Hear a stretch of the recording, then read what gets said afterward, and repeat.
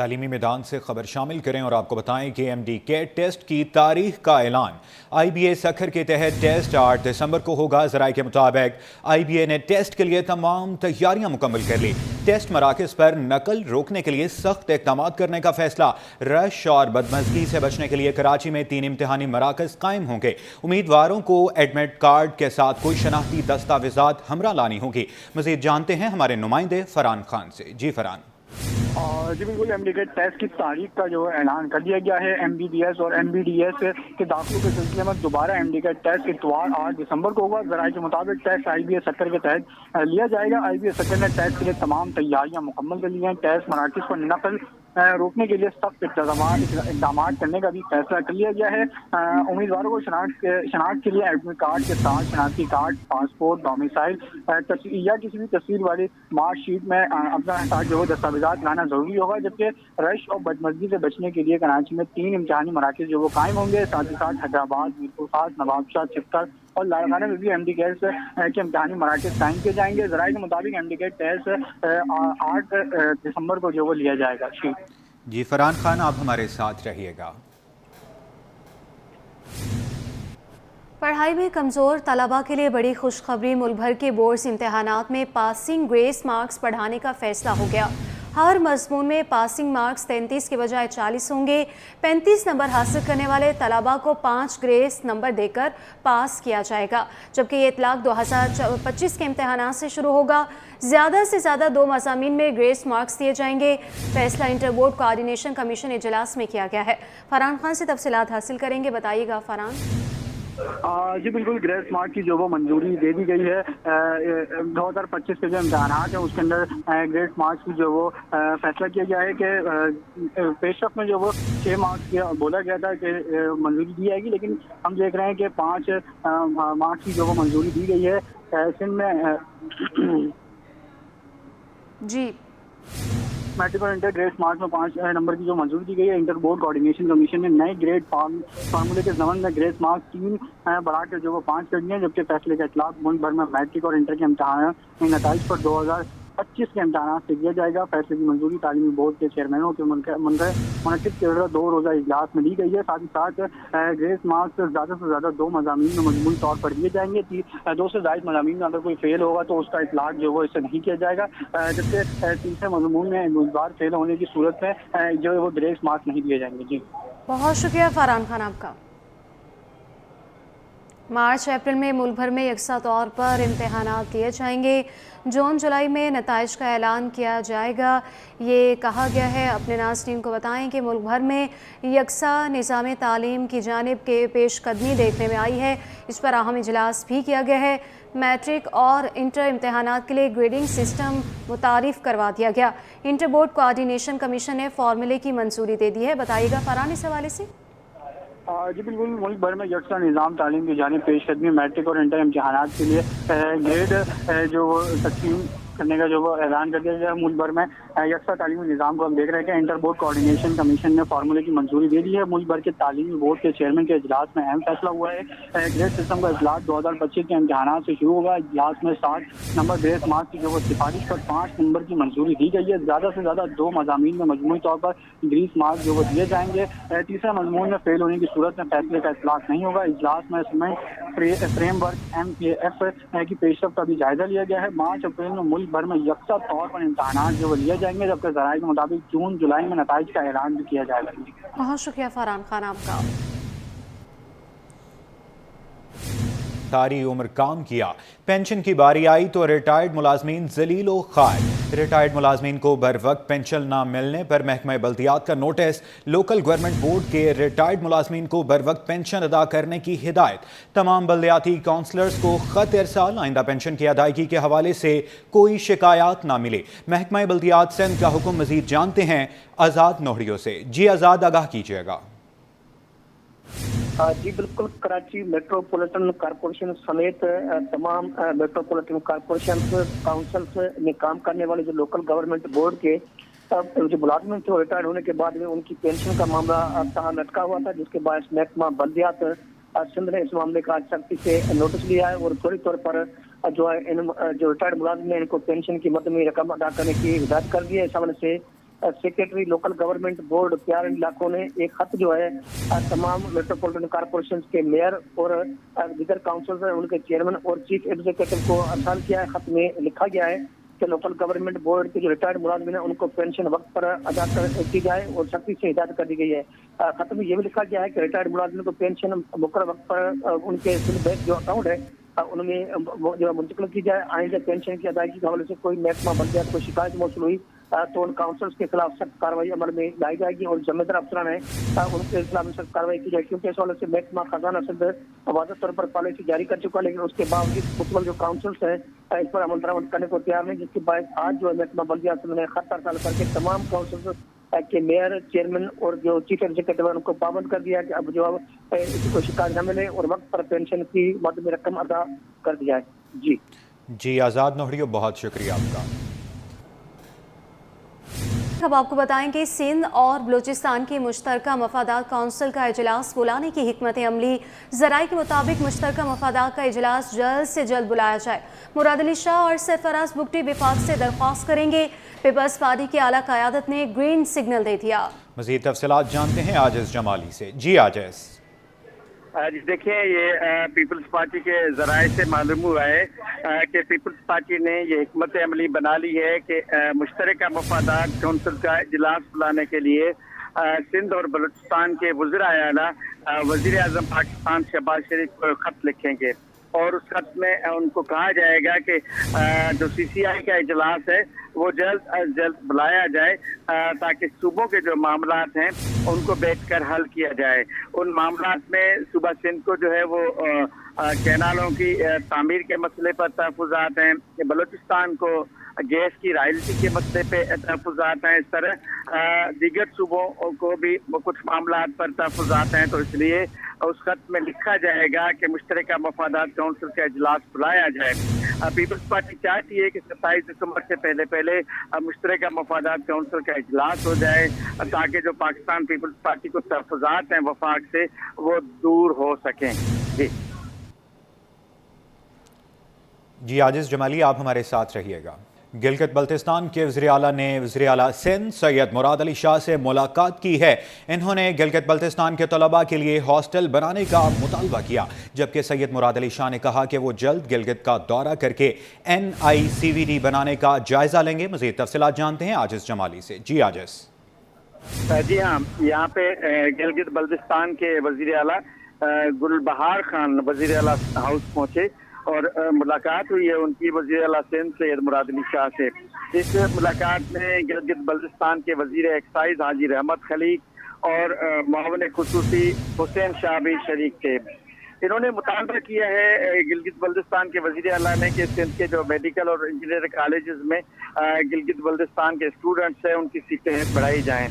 इन्होंने ये भी कहा है कि सिंध हुकूमत उनकी मदद करे ताकि गिलगित बल्तिस्तान के तलबा के लिए यहाँ पर एक हॉस्टल कायम किया जा सके, जिसपे वज़ीर आला सिंध सैयद मुराद अली शाह ने कहा है कि वो इन तमाम सूरत हाल का जायजा लेंगे। अलबत्ता चेयरमैन बिलावल भुट्टो जरदारी ने उन्हें गिलगित बल्तिस्तान में NICVD कायम करने की हिदायत दी है।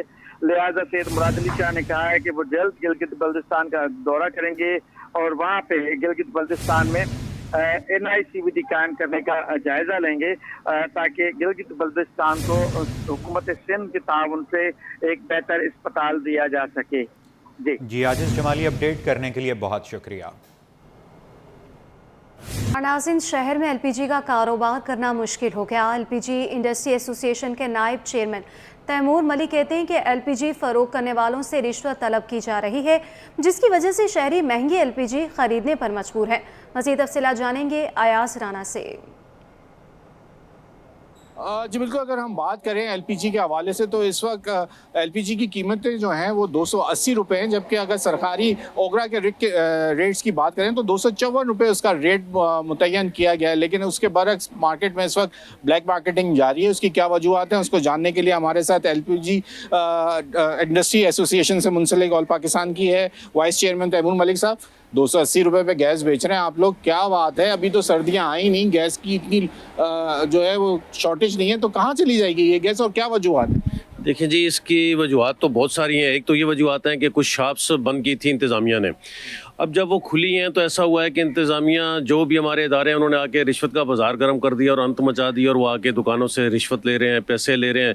अब लाजमी बात है, जब इदारे ही पैसे लेंगे तो फिर हमारे शॉपकीपर भी इतने अच्छे नहीं हैं, उन्होंने एंड यूज़र से ही ये पैसे निकालने हैं, जिसकी वजह से ये प्रॉब्लम हो रहा है। एक तो ये था हमारे पास सबसे बड़ा प्रॉब्लम कि SOPs वाली शॉप्स खुलनी चाहिए थी और दूसरी बंद होनी चाहिए। तो सबसे पहले तो इंतज़ामिया ने तमाम तो शॉप्स बंद कर दी और उसके बाद तमाम खोल दी जो SOPs को फॉलो नहीं कर रही।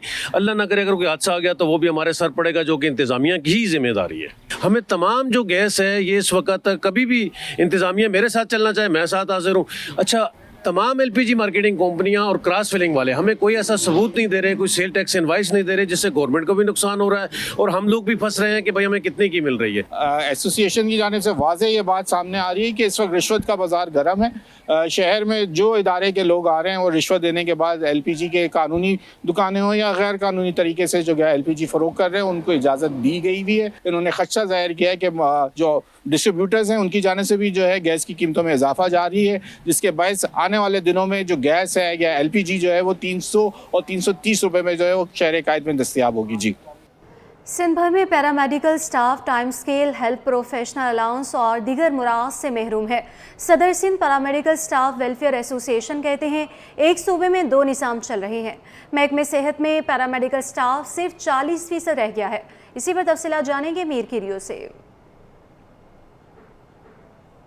देखिए जी, बिल्कुल अगर सिंध भर में पैरामेडिकल स्टाफ के मसाइल की बात की जाए तो वो मसाइल जो कि तू है, आज तक वो मसाइल हल नहीं हो सके। ख़ास तौर पर पैरामेडिकल स्टाफ के जो काफ़ी मसाइल रिपोर्ट हो रहे हैं, जिसमें टाइम स्केल का मसला है, स्ट्रक्चर का मसला है और बिलखुसूस जो उनको जो हेल्थ प्रोफेशनल अलाउंस है वो जो मसाइल है वो ताहाल हल नहीं हो सके। Sindh paramedical staff welfare association Sindh के सदर है इखलाक अहमद साहब हमारे साथ मौजूद है। इखलाक साहब, बताइएगा कि कितने ऐसे मुलाजमीन हैं जिनको हेल्थ प्रोफेशनल अलाउंस और टाइम स्केल नहीं मिला, क्या मुतालबात हैं, और ये जो तजाद है सिविल और जना और दीगर अस्पताल में जो तजाद पाया जाता है 20 और 50% का, इस पर क्या कहना चाहेंगे? बड़ी मेहरबानी मेरे साहब, सबसे पहले कि आपके चैनल ने हमारी दुखती रग पे हाथ रखा कि ये हमारे जो मुलाजमीन हैं उन्हें ये बड़ा कम्प्लेक्स का शिकार हैं कि एक जगह पर NICH में NICVD में 50% बेसिक का दिया जा रहा है हेल्थ प्रोफेशनल अलाउंस, और दीगर जो हमारे सिविल हॉस्पिटल कराची से लेकर कश्मीर तक के बाकी अस्पताल हैं उनको 20% मिल रहा है। तो एक ही सूबे में 2 निज़ाम चल रहे हैं, ये बड़ी तकलीफ दह बात है, जबकि काम सब बराबर कर रहे हैं। इनका मुतालबा है कि जो टाइम स्केल है उसके लिए उसको मॉडिफाई किया जाए, हेल्थ प्रोफेशनल जो अलाउंस है वो एक ही पॉलिसी पर दिया जाए। दिलचस्प खबर शामिल करें और आपको बताएं कि सोल्जर बाजार में बंदरों के डेरे, खाली घर देखकर खुद को मालिक समझ बैठा। सोल्जर बाजार की इमारत के फ्लैट में बंदर घुस गया। वाइल्ड लाइफ की टीम्स बंदर पकड़ने के लिए फ्लैट के बाहर मौजूद। फ्लैट के रिहायशी 4 बजे तक पहुंचेंगे। तफसीलात जानेंगे अनुषा जाफरी से। जी बिल्कुल, देखिए हम सुबह से ही देख रहे हैं कि सोल्जर बाजार के इलाके में बंदर घुसे हुए हैं और एक बंदर अब इस घर के अंदर घुस चुका है। घर जो है वो लॉक है और जो मालकन है इस घर की वो 4 बजे के करीब आएगी। रश लग चुका है, वाइल्ड लाइफ की टीमें नीचे मौजूद हैं और बंदर जो है वो अभी भी इस घर के अंदर जो है वो मौजूद है। और हमने खुद देखा था, लेकिन वो डर के मारे उस साइड चला गया है और ये टूटी हुई खिड़की से जो है वो अंदर दाखिल हुआ है। अभी फिलहाल जो है वो वाइल्ड लाइफ की टीमें वेट कर रही है, जब इस घर की जो मालकान आएंगे तो इसको खोलेंगे घर को, तो जाके बंदर को पकड़ा जाएगा। 4 से 5 दिन से ये बंदर जो है वो इसी रिहायशी बिल्डिंग में घूम रहा है। किसका बंदर है, कहाँ से आया है, कुछ भी नहीं मालूम लग रहा, क्योंकि ये घरों के अंदर घुस के लोगों को तंग कर रहा है। जो बिल्डिंग है या रिहायशी लोग परेशान है काफी ज्यादा, और अभी भी बंदर जो है वो अंदर मौजूद है और वाइल्ड लाइफ की टीमें नीचे वेट कर रही है कि कब जो है वो इस घर की मालकान आएंगी, कब ये गेट खुलेगा और कब इस बंदर को यहाँ से पकड़ कर ले जाया जाएगा। जी, शहर कायद में पानी का बहरान शिद्दत इख्तियार कर गया। लाइन्स एरिया के रिहायशी बूंद बूंद को तरस गए। इलाके में 6 महीनों से साफ पानी नहीं आ रहा, जिसकी वजह से मकीनों को मुश्किलात का सामना है। आगाह कर रहे हैं मुमताज शेखरी। जी बिल्कुल, शहर कायद में पानी का बहरान शिद्दत अख्तियार कर गया है। इस वक्त जो है मैं लाइन्स एरिया में मौजूद हूँ और यहाँ बताया जा रहा है कि तकरीबन पिछले 6-7 महीनों से जो है पानी नहीं आ रहा है। लोग जो है फलाही इदारों से या जो वाटर प्लांट है उससे पानी ख़रीद कर पीने पर मजबूर है। लोगों से जब हमारी बात हुई तो उनका कहना था हमने जो है मुतल्लिका हुकाम से दरख्वास्त की कई बार, लेकिन जो है ये जो मसला है पानी का ये जो है कभी हल नहीं हुआ। इस वक्त जो है एक शहरी मेरे साथ मौजूद है, हम इनसे भी जानने की कोशिश करेंगे। बताया कि कब से पानी का मसला पेश है और कब से पानी तो आता ही नहीं है। पानी आता भी है ना कभी तो कम से कम घंटों घंटों जो है ना उसमें गंदा पानी, गटर का पानी आता है। फिर जो है जब पानी आ रहा होता है उस टाइम तो लाइट ही नहीं होती है। बहुत ज़्यादा पानी की परेशानी। हम दिन में 2-3 कैन ना पानी के घर के लिए भर के लेके जाते हैं। अब उन पानी को कैसे पिलाएं? वो पानी में गटर की बदबू आ रही होती है। पानी आता ही नहीं है, बिल्कुल सिरे से ही पानी नहीं आता। जी बिल्कुल, शहरी से मेरी बात हुई। इनका कहना था पिछले कई अरसे से जो है इस इलाके में पानी नहीं आ रहा और जो पानी आ रहा है वो गटर का पानी है, इसलिए जो है वो इस्तेमाल के काबिल ही नहीं है और इस तरह रोज़ाना की बुनियाद पर जो है बाहर से पानी ख़रीद कर पीने पर मजबूर है। उनका मुतालबा है हुक्काम आला से कि जितना जल्दी मुमकिन हो सके जो लाइन का पानी उन्हें जो आने वाला है उसको जो है इसको फराहम करें, उन्हें पानी फराहम करें ताकि जो है वो इससे मुस्तफ़ीद हो सके। जी, ताजर बरादरी ने कमिश्नर कराची के डबल लाइन पार्किंग ख़त्म करने के हुक्म की मुखालिफत कर दी। ताजर जावेद सिद्दीकी कहते हैं कि सदर नाज प्लाजा में 1200 दुकानें हैं, दुकानदार अपनी बाइक खड़ी कहाँ करेगा? कमिश्नर कराची हमसे मुशावरत के बाद फैसले करे। काविश मेमन से मज़ीद तफसीलात जानेंगे, बताइएगा काविश।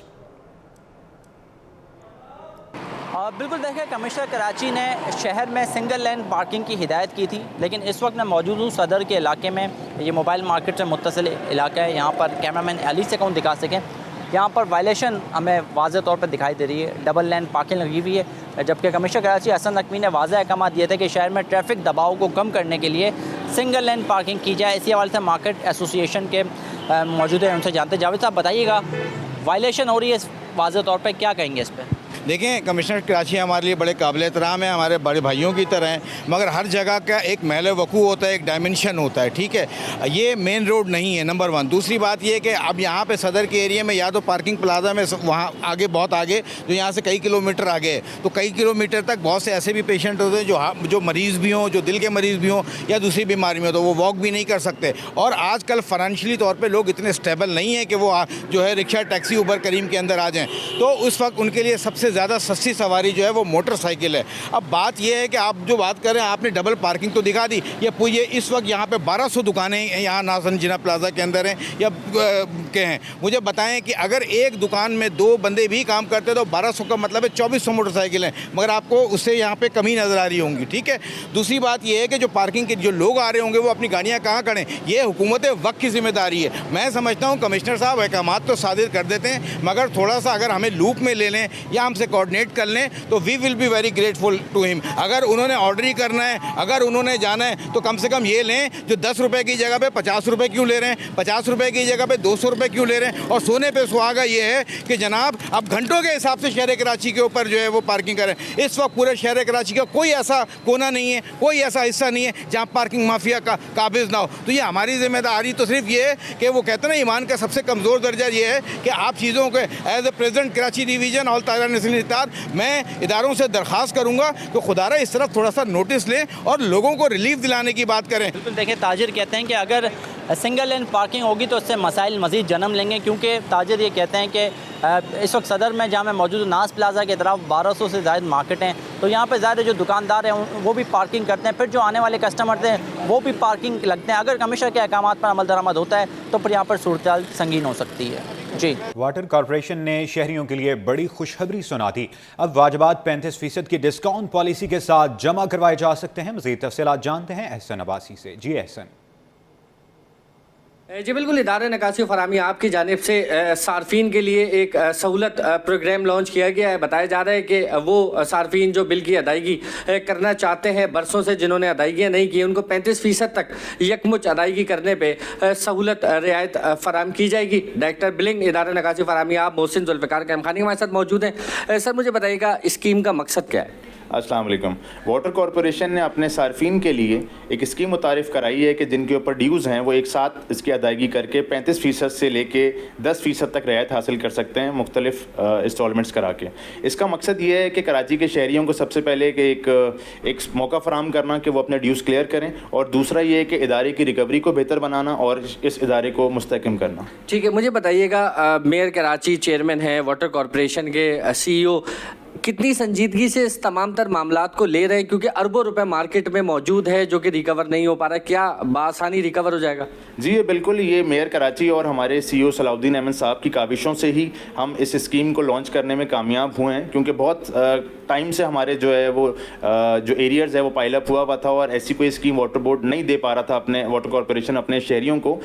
लेकिन अब ये है कि जब इदारे के सरबरा और चेयरमैन ने सोच लिया है कि अब इस इदारे को मुस्तकम करना है और इस इदारे को अपने पैरों पे खड़ा करके कराची के शहरियों को बेहतर से बेहतरीन सहूलियात फराम करनी है, तो ये इसकी एक कड़ी है। नाज़रीन, सुनहरी मौका जो है वो फराम किया जा रहा है वाटर कॉरपोरेशन की जानिब से उन तमाम सार्फिन के लिए जिन्होंने सालों से अपने बिल की अदायगियाँ नहीं की थी। वो तमाम सार्फिन जो है वो बासानी रियायत हासिल करके अदायगियाँ कर सकते हैं ताकि आने वाले दिनों में वो डिस्कनेक्शन से बच सकें। जी, कलअदम जिला बस्ती के दौर में बहाल किए गए 100 पार्कों को दोबारा बनाने के नाम करोड़ों के फंड ठिकाने लगाने का इंकशाफ हुआ है।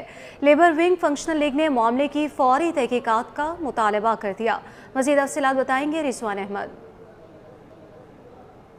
जी बिल्कुल, कालिदम DMC सेंट्रल जिसमें इस वक्त बन चुके हैं 5 टाउन, और बताया ये जा रहा है कि कालिदम DMC सेंट्रल के दौर में जो डिप्टी कमिश्नर हैं उनके पास चार्ज था एडमिनिस्ट्रेटर का भी, तो उनकी जानिब से 100 पार्कों की बहाली का मंसूबा दिया गया था और उसमें से 95 पार्क जो है वो आबाद कर दिए गए थे। मज़ीद 5 पार्क जो है वो बकाया थे। उसके बारे में भी ये कहा जा रहा है, फंक्शनल लीग लेबर विंग की जानिब से दावा किया जा रहा है कि उन 5 पार्कों की बहाली की अदायगी की भी जो है वो फ़ंड रिलीज़ कर दिए गए थे और उसके बाद जो है उनकी मोहलत ख़त्म हो गई थी। तबादला हो गया था DC सेंट्रल ताज सलीम का बतौर एडमिनिस्ट्रेटर व डिप्टी कमिश्नर।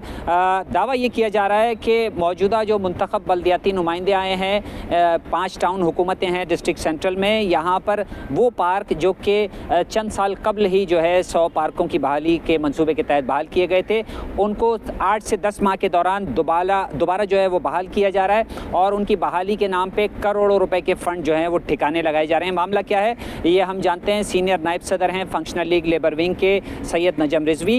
नजम साहब फरमाइएगा, मामला है क्या बेसिकली? सर असल में DC साहब के टाइम पे, क्योंकि वो एडमिनिस्ट्रेटर भी थे सेंट्रल के, और ये पार्क उस टाइम बनाए गए 95 के करीब पार्क बनाए गए हैं और 100 पार्क थे ये, उसमें से जाते जाते उन्होंने वो 5 पार्क की भी पेमेंट कर दी जो आपने अभी बताया। उसके बाद अभी तो फाइलों पे धूल भी नहीं जमी थी कि नई फाइलें तैयार हो गई यहाँ पे।